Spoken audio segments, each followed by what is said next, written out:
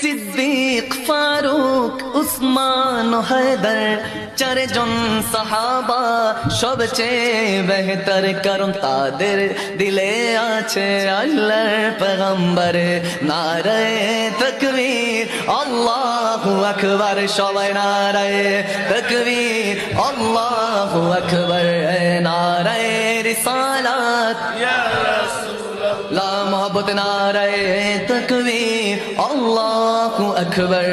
নারায়ে রিসালাত ইয়া রাসূলুল্লাহ, দেখা দাও ও গো নবীজি, তোমারি দিদারের আশায় মোরা আছি।